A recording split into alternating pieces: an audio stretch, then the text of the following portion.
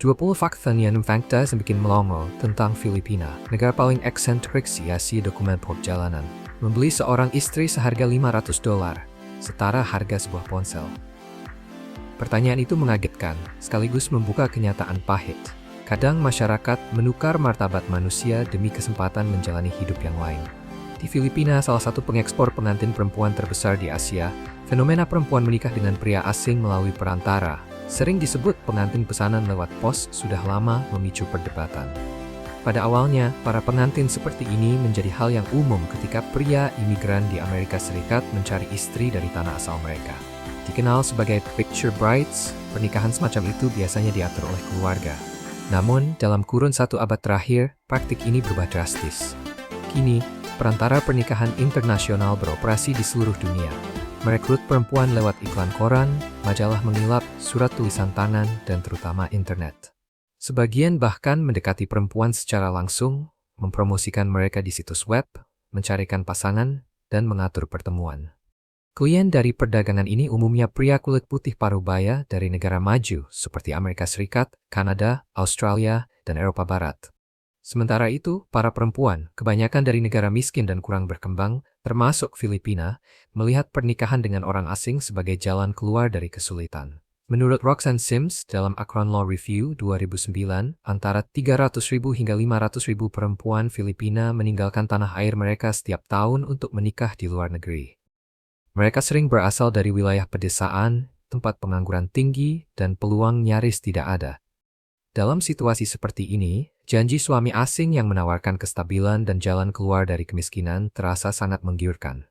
Dan para perantara pernikahan tahu betul cara memanfaatkan mimpi itu. Apa yang disebut pembelian istri murah ini bukan soal benar-benar membeli seorang perempuan, melainkan membayar akses, kemampuan untuk terhubung, memilih, dan mengatur pernikahan dengan seseorang yang sangat ingin meninggalkan kemiskinan. Seorang perantara pernikahan yang berbasis di Amerika Serikat bisa mematok biaya dari $500 hingga $5.000 untuk memberikan detail kontak, mengatur tur romansa ke Filipina, serta membantu proses visa bagi calon pengantin. Banyak perempuan diiklankan di situs seperti A Living Catalog, digambarkan dengan atribut seperti patuh, penurut, dan pandai mengurus rumah, citra yang sengaja dibangun sesuai idaman sebagian pria barat. Perantara pernikahan internasional biasanya hanya berfokus melindungi kepentingan pria, memperlakukan perempuan seperti produk yang dijual. Sementara klien pria digambarkan sebagai individu berharga yang pantas mendapatkan perhatian khusus dan perlindungan. Hanya sedikit langkah yang benar-benar ada untuk melindungi perempuan dari klien berbahaya selama proses perjodohan dan pertemuan. Mungkin masalah terpenting adalah harga tersembunyi yang akhirnya harus dibayar para perempuan. Pernikahan melalui perantara sering membawa risiko kekerasan fisik, eksploitasi, dan keterasingan sosial yang mendalam. Studi di Amerika Serikat, Kanada, dan Taiwan menunjukkan banyak pengantin imigran tidak memahami hukum setempat, bergantung secara finansial pada suami, dan tidak punya sistem dukungan saat krisis terjadi. Kasus-kasus besar yang menyita perhatian, seperti Susana Blackwell, seorang perempuan Filipina yang ditembak mati oleh suaminya di gedung pengadilan Seattle pada tahun 1995, mendorong perhatian publik yang serius di Amerika Serikat terhadap bahaya ini. Meski Filipina mengesahkan Republic Act Nomor 695 pada tahun 1990, yang secara tegas melarang percaloan pernikahan dengan orang asing, terutama lewat pos dan internet, banyak perantara tetap mengakali aturan dengan membuka kantor di luar negeri atau menyamarkan layanan sebagai program perjalanan atau pertukaran budaya. Sementara itu, penegakan hukum di Filipina masih lemah, kekurangan dana, dan tidak mampu memantau praktik ini dengan benar. Akibatnya, jutaan perempuan Filipina masuk ke pasar pernikahan lintas negara, tempat nilai mereka dipandang jauh lebih rendah daripada nilai sejati seorang manusia. Setelah menonton video ini, kami berharap pikiran pertama Anda adalah empati untuk perempuan Filipina, bukan dorongan untuk membeli pernikahan tanpa cinta. Tetap bersama kami, karena kami akan mengungkap lebih banyak kebenaran menarik tentang negara ini. Tondo, permukiman kumuh di jantung ibu kota yang sibuk. Di inti Manila yang sesak, Tondo jauh dari gambaran surga kota. Tempat ini bercerita tentang sisi yang sangat berbeda. Dari 23 juta penduduk kota, sekitar 40% menjalani kerasnya hidup di kawasan kumuh. Di bawah jalan layang, Lebih dari 200.000 keluarga, sekitar 850.000 orang, berjuang setiap hari di tengah polusi parah dan kekurangan. Satu hujan lebat selama 30 menit saja bisa membuat ganggang kebanjiran sedalam setengah meter, menyebarkan penyakit, bahkan memicu longsor. Panas musim kemarau sering mencapai 36 hingga 38 derajat Celcius, dengan kelembapan mendekati 80%, membuat udara terasa pengap dan menyesakkan. Air minum masih tidak diolah, listrik sering padam tanpa bisa diprediksi, dan 1 kWh di sini biayanya hampir 2 kali lipat dibanding pusat kota. Ganggang sempit yang lembab, tersumbat sampah, menjadi tempat berlindung bagi lebih dari 2.600 orang per mil persegi, 5 kali rata-rata Manila. Warga bertahan lewat pekerjaan serabutan. Satpam mendapat 500 hingga 600 peso per hari, sekitar 8 hingga 10 dolar. Sementara pekerja konstruksi atau buruh pasar meraih kira-kira 8.000 peso per bulan, 140 dolar. Meski begitu, pemandangan keluarga yang berbagi beras sumbangan dan anak-anak yang tertawa saat bermain memancarkan ketangguhan. Mereka menghadapi bukan hanya bencana dan penyakit, tetapi juga kebijakan relokasi yang ketat. Bahkan rencana pemerintah untuk menghentikan penggunaan jeepney tua, ikon budaya, tetapi juga penyumbang polusi besar dengan lebih dari 60% kendaraan masih memakai solar model lama, menambah tekanan. Tondo menyingkap jurang kaya miskin yang tajam, namun juga menunjukkan kuatnya solidaritas manusia. Di balik angka-angka, titak kehidupannya membawa harapan untuk hari esok. Berikutnya, kita akan melakukan perjalanan ke sebuah desa, tempat yang hidup dan yang telah tiada berbagi ruang yang sama. Tapi sebelum kita lanjut, luangkan 5 detik untuk menonggari video ini dan tergan upgrade sword. Kulation Deterith Turntitsingmar. Sesang, Yutus Raitum Pakan Tapstick. Peti gantung Sagada. Tersembunyi di pegunungan berkabut di Mountain Province, Filipina bagian utara, terdapat kota kecil bernama Sagada. Tempat yang tenang ini menjaga salah satu tradisi pemakaman paling tidak biasa di dunia. Peti-peti yang digantung di tebing-tebing menjulang. Selama berabad-abad, masyarakat Kankanai, suku asli yang hidup selaras dengan hutan pegunungan, menghormati orang yang telah tiada dengan cara yang berbeda dari kebanyakan tempat di dunia. Alih-alih dikubur, jenazah ditempatkan dalam peti kayu lalu digantung di dinding batu yang terjal, atau diletakkan jauh di dalam gua yang dingin dan gelap. Alasannya berakar pada keyakinan. Semakin dekat almarhum dengan langit, semakin mudah perjalanan jiwa naik menuju leluhur dan para dewa. Ada juga sisi praktisnya. Menggantung peti tinggi-tinggi membuatnya aman dari hewan pemakan bangkai dan banjir. Namun, setiap peti justru berukuran sangat kecil. Tubuh diikat rapat dalam posisi janin, melambangkan kembali ke asal mula kehidupan dalam bentuknya yang paling murni. Meski ritual ini kini jarang dilakukan, jejaknya masih bertahan. Peti-peti yang lapuk dihantam cuaca masih menempel di tebing Echo Valley.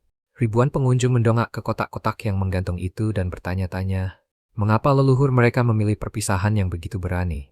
Sagada bukan sekadar destinasi. Ini adalah gerbang menuju dunia lain.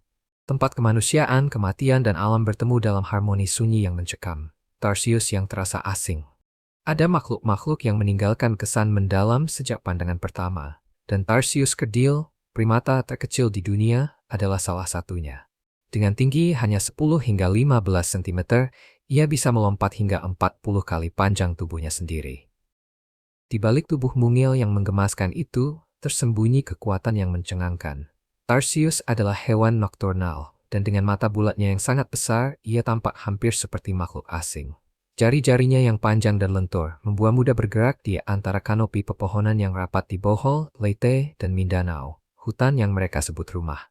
Namun, kelucuannya bisa menipu. Tarsius sangat pemalu.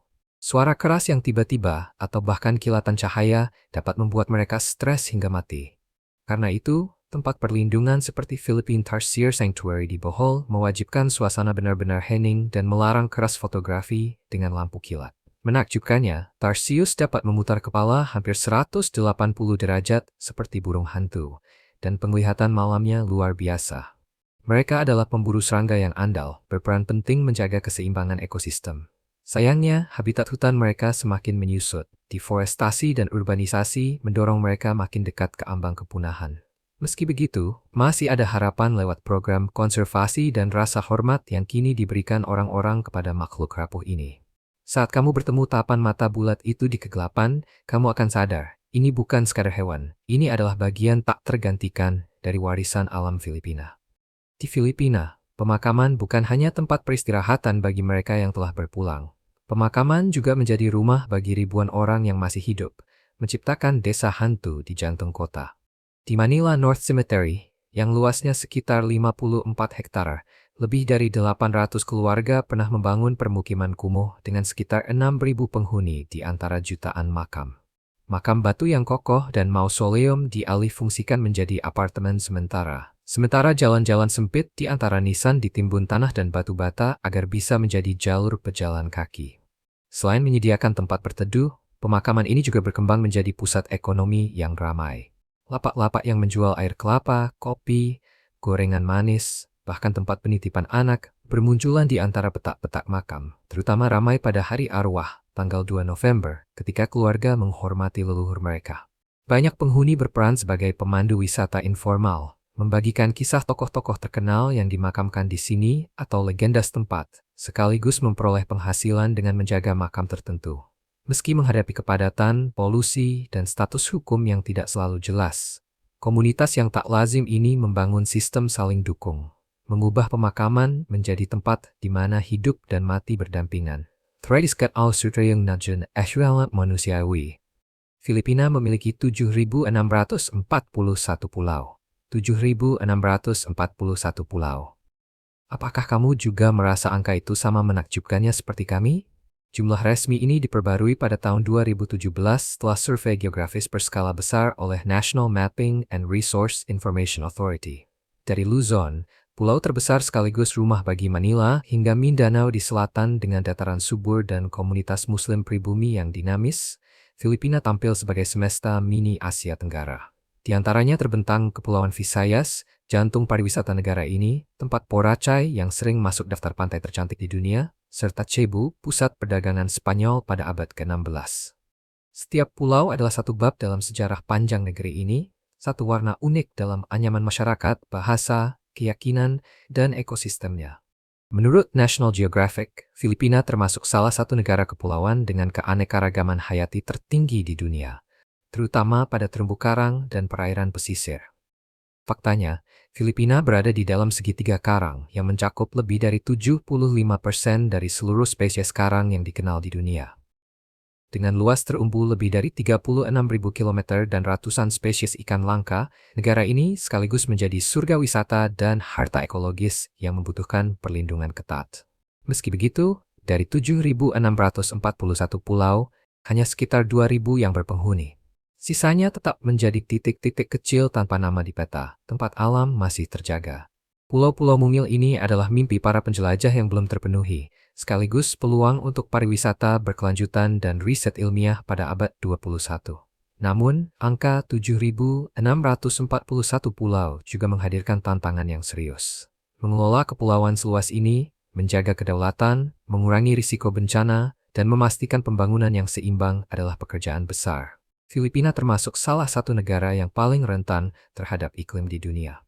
Kenaikan permukaan laut, badai tropis, dan abrasi pantai mengancam ratusan pulau kecil. Banyak komunitas pesisir yang bergantung pada perikanan kini menghadapi relokasi karena mata pencaharian menghilang. Namun, dengan posisi strategis di antara Laut Cina Selatan dan Samudra Pasifik, kepulauan ini tetap menjadi jantung maritim Asia Pasifik, sebuah persimpangan budaya. Pengaruh Spanyol, Amerika, Tiongkok, dan Islam bertemu di sini, membentuk identitas berlapis dengan lebih dari 175 bahasa dan dialek asli. Setiap pulau, besar maupun kecil, ia baik tak terganti dari mozaik bangsaina. Jika ada satu tempat di bumi di mana setiap langkah bisa mengungkap spesies yang belum bernama, tempat itu adalah Filipina, yang termasuk salah satu negara dengan keanekaragaman hayati tertinggi di planet ini. Lebih dari sekadar kepulauan tropis, Filipina adalah permata ekologi, sebuah kerajaan kecil kehidupan, tempat spesies endemik dan langka jumlahnya melampaui banyak negara yang jauh lebih besar. Laporan dari International Union for Conservation of Nature dan Conservation International mengklasifikasikan Filipina sebagai salah satu dari 17 negara mega beragam, gelar bagi negara yang memiliki setidaknya 5.000 spesies tumbuhan berpembuluh asli, serta tingkat endemisme yang sangat tinggi. Di lebih dari 7.600 pulau, Ekosistemnya membentang dari terumbu karang hingga hutan hujan primer, dari gunung berapi hingga gua batu kapur. Negara ini menjadi rumah bagi lebih dari 52.000 spesies, dan hampir setengahnya bersifat endemik. Sebuah studi tahun 2020 di Frontiers of Biogeography menemukan bahwa Luzon, pulau terbesar, saja menyimpan lebih dari 50 spesies mamalia endemik. Di Mindoro, hutan hujan melindungi tamarau, kerbau kerdil langka yang kini tersisa hanya beberapa ratus individu. Di bawah laut, Filipina berada di dalam segitiga karang, pusat keanekaragaman hayati laut dunia, yang mencakup lebih dari 75% karang pembentuk terumbu dan lebih dari 2.000 spesies ikan. Terumbu Tubataha yang masuk daftar UNESCO menampilkan kemegahan bawah laut ini. Namun keanekaragaman hayati di sini bukan sekadar angka. Isolasi dan sejarah evolusi yang unik membentuknya. Dengan lebih dari 7.000 pulau yang dipisahkan lautan, banyak spesies berevolusi dalam kesendirian selama jutaan tahun. Tarsius, primata kecil bermata sangat besar, hanya bertahan di Bohol dan beberapa lokasi lainnya. Sayangnya, surga ini sedang terancam. WWF melaporkan Filipina memiliki salah satu laju deforestasi tercepat di Asia, kehilangan sekitar 97% hutan primer dalam satu abad. Perburuan ilegal, penebangan, perluasan lahan pertanian, dan perubahan iklim mendorong spesies endemik menuju kepunahan. Terumbu karang, yang rapuh terhadap perubahan suhu, kini mengalami pemutihan massal akibat pemanasan global. Pernahkah kamu berkunjung ke Filipina? Bagikan pendapatmu tentang keajaiban alamnya di kolom komentar di bawah, agar orang lain juga bisa menemukan lebih banyak hal menakjubkan. Kalau bicara tentang bencana alam, Filipina bukan sekadar titik rawan. Negara ini seperti supermarket bencana yang lengkap, berisi hampir semua krisis yang bisa dikirim oleh alam. Berada di cincin api Pasifik dan membentang hingga sabuk topan Pasifik Barat Laut, negara ini rata-rata diterjang 20 topan setiap tahun, dan menempati posisi teratas dalam World Risk Index selama 16 tahun berturut-turut, dari 2009 hingga hari ini. Sekitar 60% wilayah daratannya dan 74% penduduknya hidup di bawah ancaman terus-menerus dari banjir, longsor, gempa bumi, tsunami, dan kekeringan. Menurut laporan terbaru, Filipina masih memegang peringkat nomor 1. Di sini, bukan hanya badai yang datang, Anda juga harus menghadapi letusan gunung berapi, gempa yang berulang, serta hujan tanpa henti yang memicu longsor. Palang Merah mencetuskan istilah supermarket bencana untuk menggambarkan bagaimana Filipina menyediakan segalanya, dari topan, gempa, hingga tsunami. Bencana yang paling terkenal adalah topan Super Haiyan, yang secara lokal dikenal sebagai Yolanda, pada tahun 2013. Bencana ini menewaskan lebih dari 6.300 orang, melukai lebih dari 28.000 orang, dan menghancurkan hampir 551.000 rumah.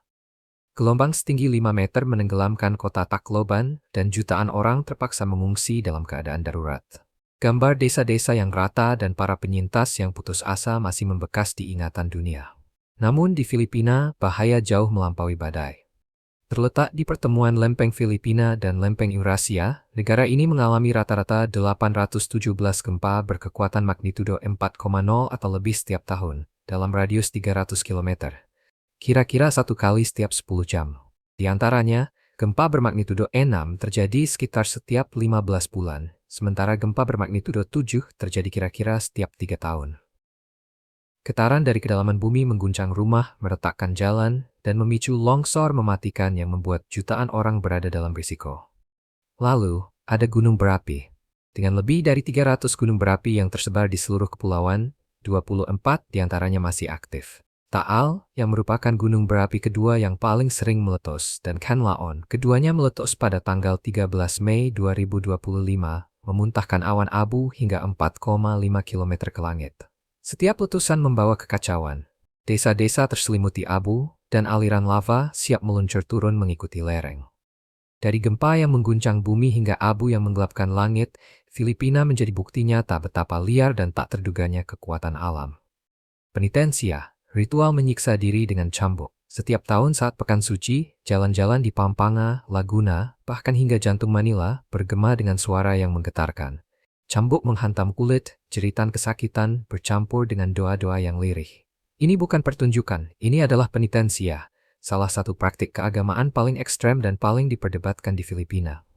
Di bawah terik matahari, kelompok peserta, kebanyakan pria, menutupi wajah mereka dan berjalan tanpa alas kaki di atas tanah yang panas membara.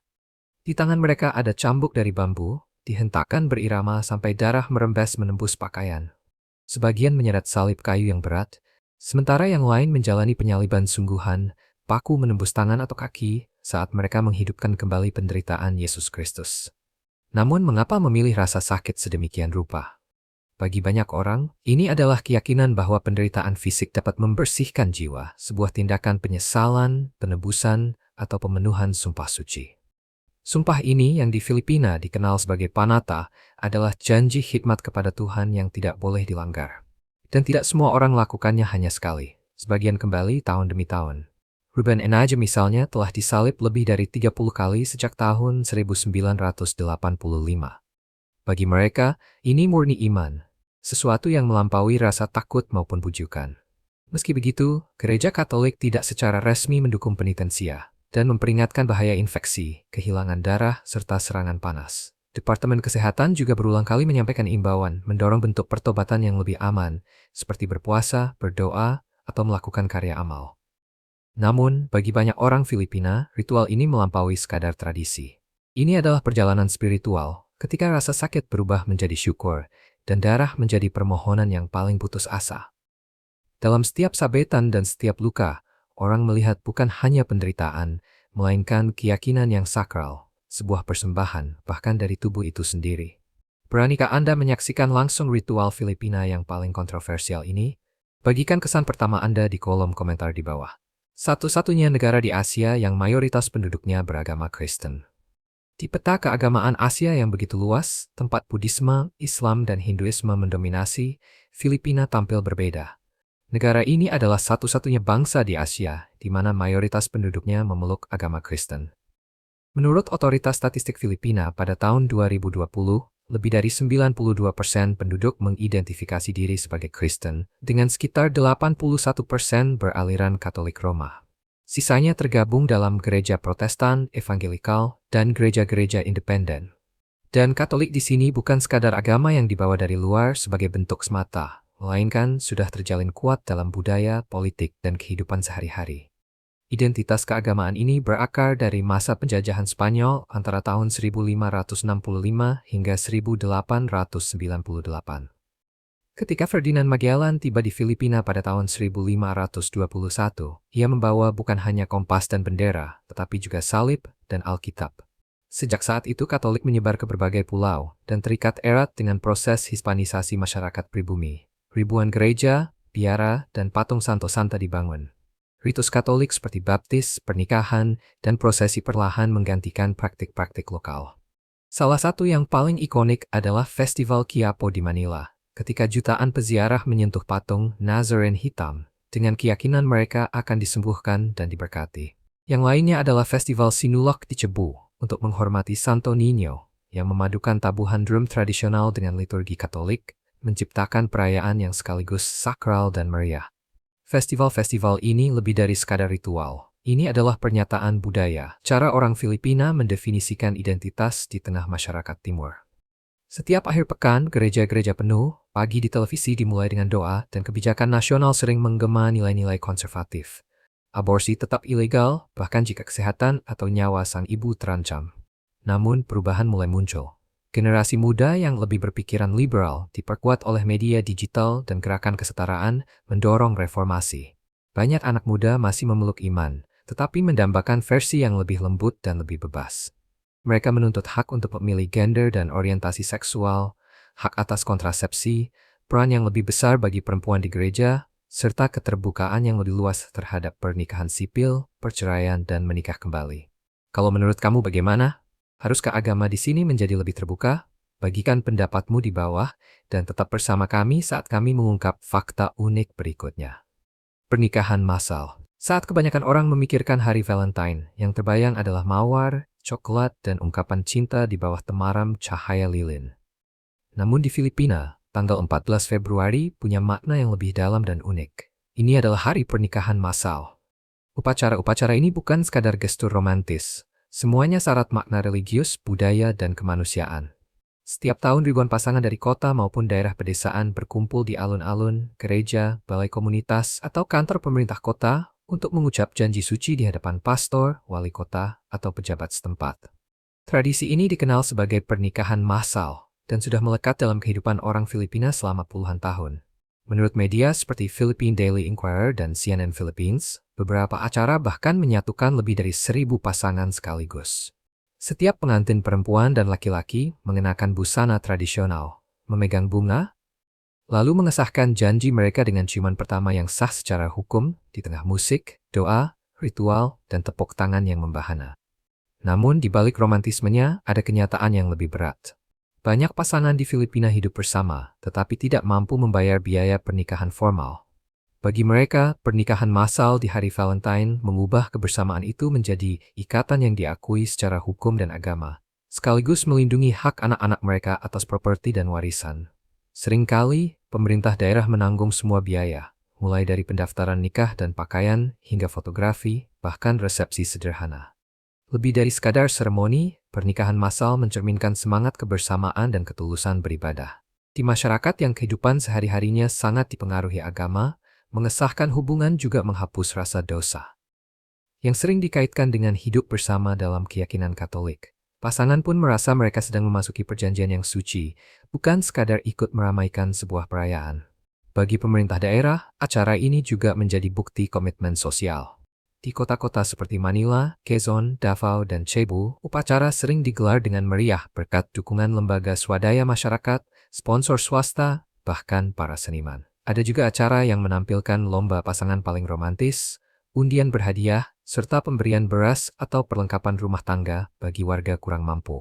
Banyak wali kota memimpin upacara secara langsung, membangun kedekatan dengan warga sekaligus meningkatkan citra positif. Di Filipina, pernikahan massal pada hari Valentine bukan hanya ritual cinta.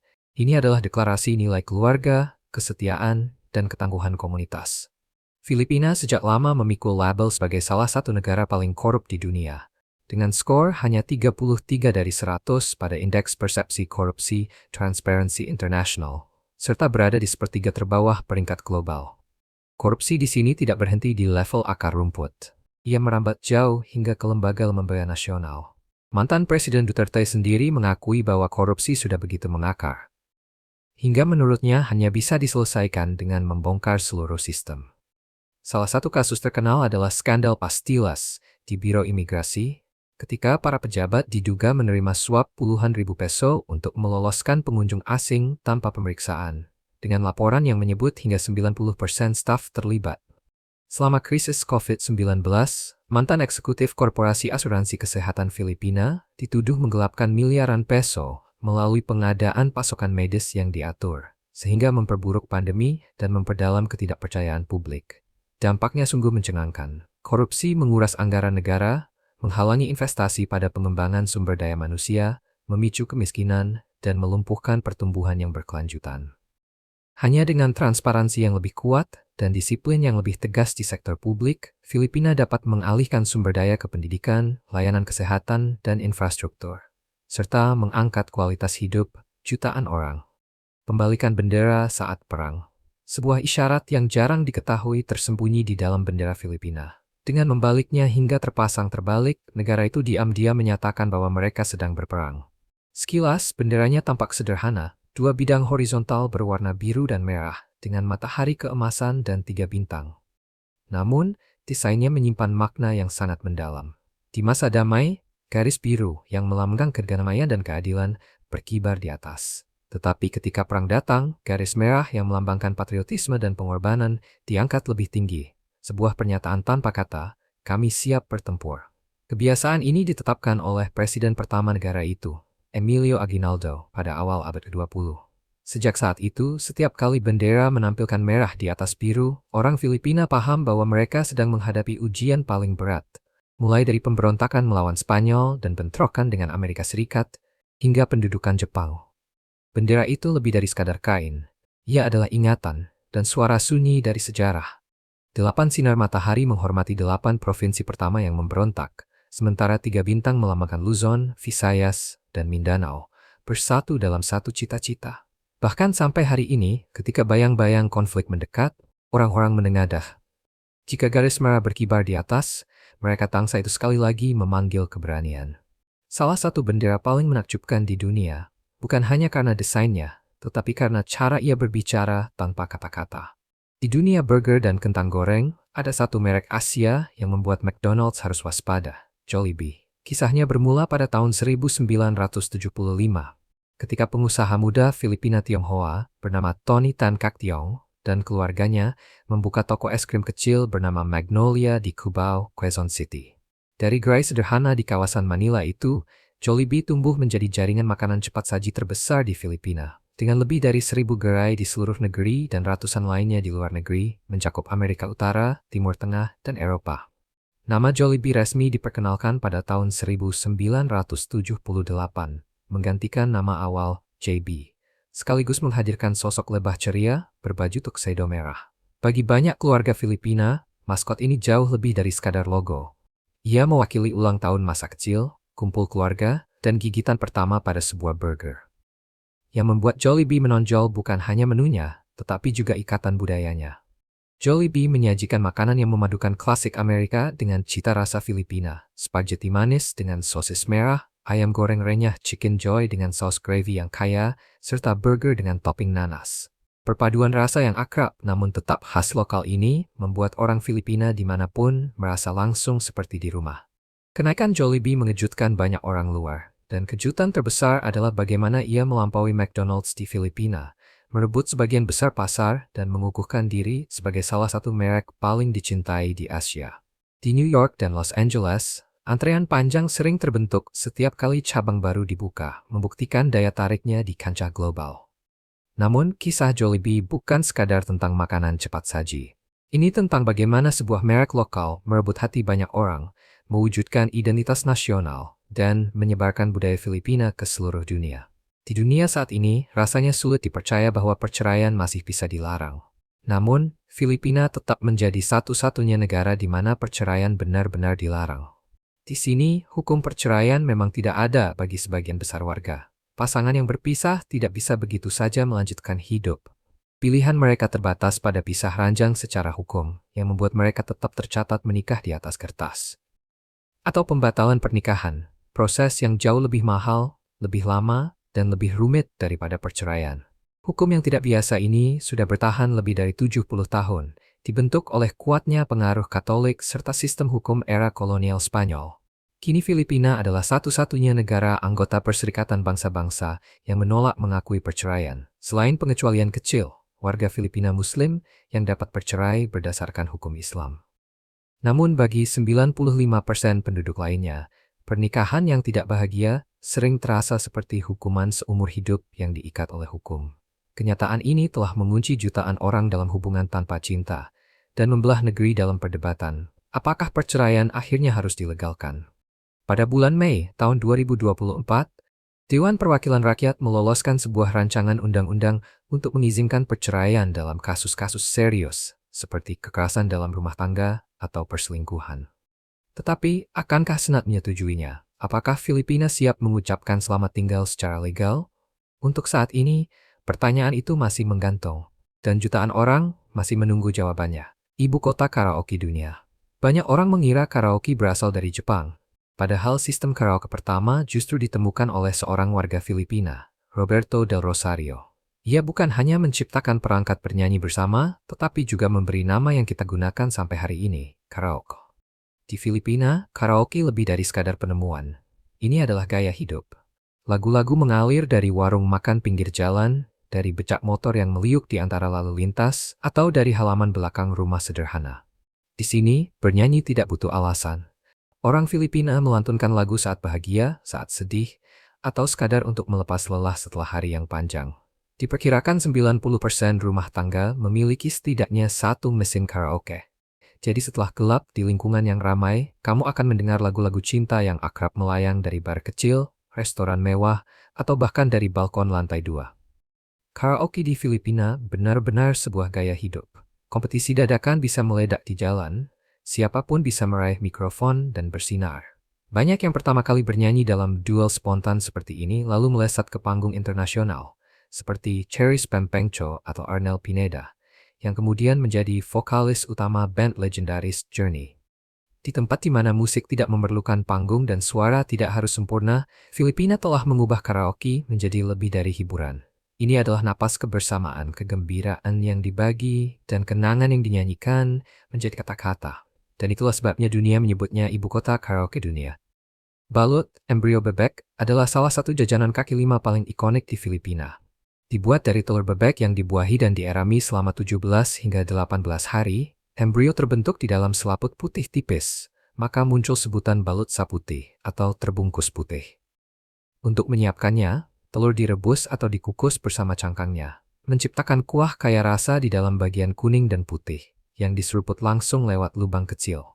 Sebelum dimakan, warga setempat biasanya membumbuinya dengan garam atau campuran cabai, bawang putih, cuka, dan calamansi. Telurnya dikocok pelan agar bumbu merata, kuahnya diseruput, lalu cangkang dibuka untuk menikmati daging bebek muda yang lembut dan kuning telur yang creamy. Rasanya memadukan gurih kayak khas telur dengan daging muda yang sedap, sementara selaput lembutnya memberi tekstur yang unik. Di Filipina, balut biasanya dijual dari sore menjelang malam hingga larut, dan sering dipasangkan dengan bir dingin membeku. Bagi warga lokal, ini seakrab es krim saat musim panas. Anak-anak tumbuh dengan menyukainya, meski banyak wisatawan asing ragu pada awalnya, karena tampilan dan rasanya yang tidak biasa. Jadi kamu berani coba camilan satu-satunya ini? Tulis 1 jika berani, atau 0 jika tidak. Bayangkan kamu berada di hamparan luas yang dipenuhi ribuan gundukan berbentuk kerucut yang nyaris sempurna, membentang seolah tanpa ujung. Saat musim hujan, semuanya berkilau hijau subur. Tetapi ketika musim kemarau tiba, seluruh panorama berubah menjadi coklat tua, seperti diselimuti coklat. Ini bukan ilusi. Inilah Chocolate Hills yang mendunia di Provinsi Bohol, Filipina. Setidaknya 1.268 bukit berdiri setinggi 30 hingga 50 meter, tersebar di daratan seakan diletakkan oleh tangan kosmik.